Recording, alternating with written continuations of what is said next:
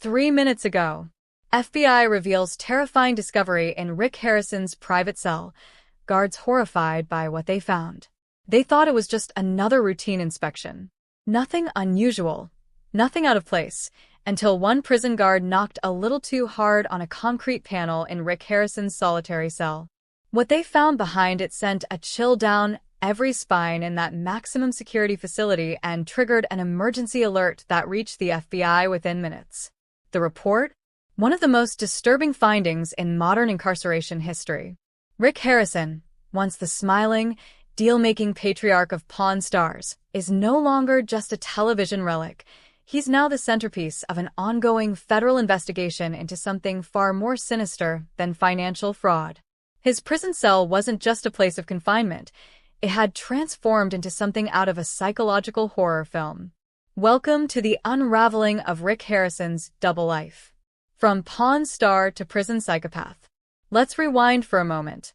How did a beloved reality TV star go from haggling over rare coins to being the subject of an FBI raid behind prison walls? It started like most celebrity downfalls, quietly, then all at once. First came whispers of financial irregularities, unpaid taxes, questionable bank transfers, allegations that he was laundering money through antique appraisals. But the public didn't blink until the accusations escalated. That's when bodies were found. Human remains tucked into artifacts, whispers of necrophilic rituals, and rumors that Rick's private storage units held more than just old jukeboxes and vintage guns. His trial was a media circus. But even then, no one expected what came next. Just 3 minutes before this article was published, an FBI insider leaked what agents found during a surprise inspection of Rick's private cell. We're talking hair, teeth, bone fragments, a hidden notebook, a shrine, and yes, footage. Horrifying, stomach-churning footage. Shrines of the damned.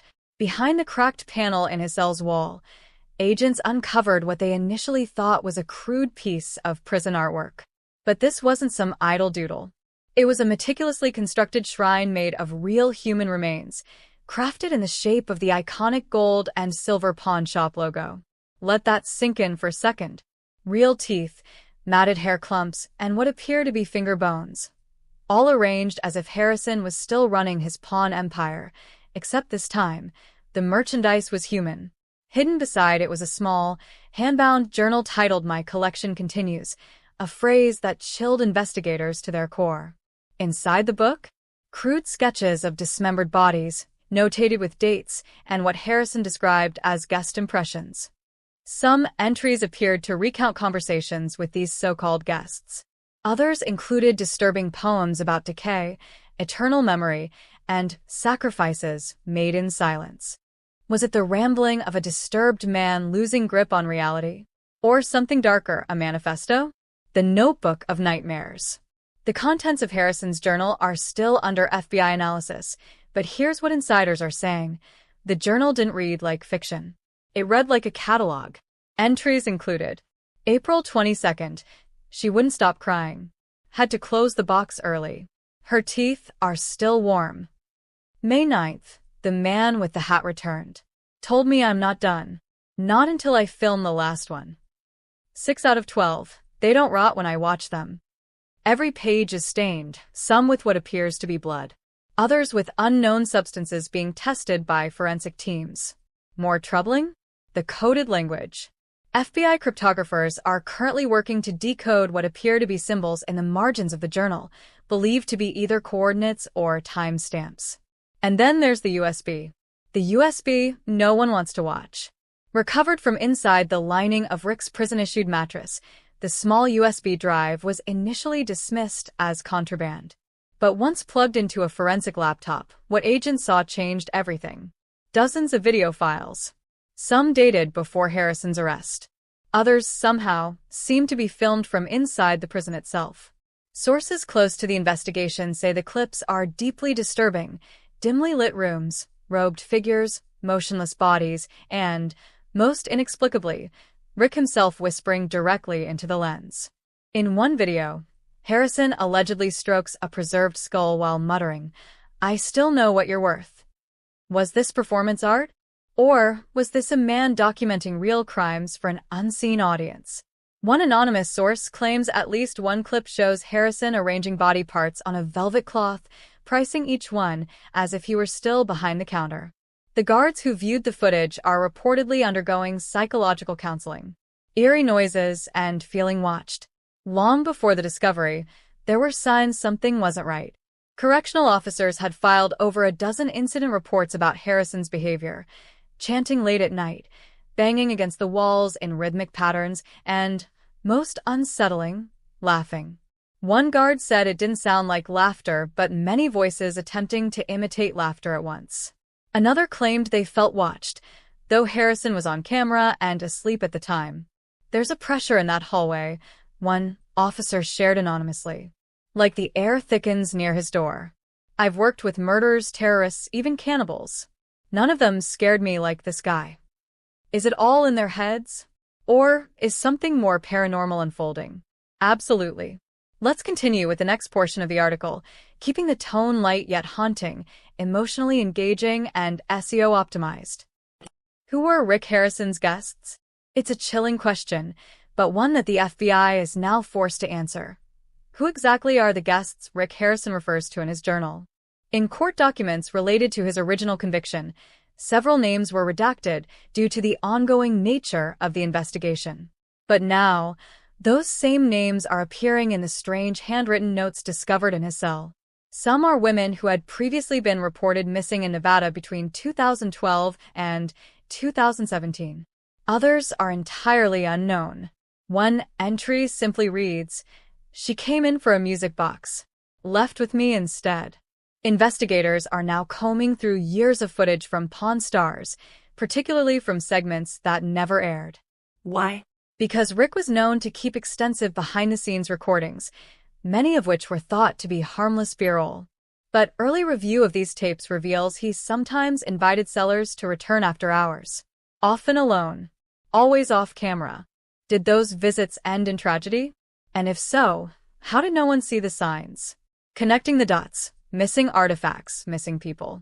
If this is all sounding too much like a Netflix docuseries, you're not alone. The coincidences are stacking up, and they're disturbing. Several families of missing persons have recently come forward, claiming their loved ones had interactions with the gold and silver pawn shop shortly before they vanished. One woman, whose sister disappeared in 2016, recognized a sketch from Rick's prison journal as the same design her sister had tattooed on her shoulder. Another man believes one of the preserved items recovered in Rick's old storage facility, a bracelet, belonged to his teenage niece. Even more haunting? One of the bones recovered behind Rick's cell wall has now been matched to an unsolved cold case from 2014 involving a missing Las Vegas college student.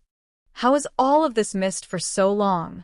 How did this man, surrounded by cameras for over a decade, manage to allegedly operate under everyone's nose? The answer might lie in the very thing that made Rick famous: distraction. The pawn shop persona, smoke and mirrors? Rick Harrison's TV persona was polished, witty, and oddly endearing. Viewers tuned in weekly not just for the appraisals and historical artifacts, but for the sarcastic banter between Rick, his son Corey, and Chumlee. They were relatable, familiar, safe. But was that charisma a mask? According to insiders who worked on the show, Rick's off-camera demeanor was vastly different. He was intense, said one former producer. Obsessed with control. He'd rewrite scripts, reshoot takes multiple times if the lighting was off, and he kept a locked door behind his office. No one was allowed to enter. That door, according to the FBI, is now of significant interest. Former employees recall hearing strange mechanical noises late at night. One staff member even joked that Rick's making Frankenstein's army back there. Nobody laughed now. What was Rick Harrison really collecting? It's always been clear that Rick loved collecting. From rare coins to Civil War weaponry, he had an eye for the obscure and the valuable. But what if his obsession turned dark? The journal found in his cell refers to items he acquired as irreplaceable guests. In one passage, he writes, "You can put a price on gold, but not on breath." Another says, "Bones don't devalue. They whisper." A forensic linguist reviewing the journal noted disturbing consistency. Rick never referred to the remains as victims or people, always as inventory or pieces.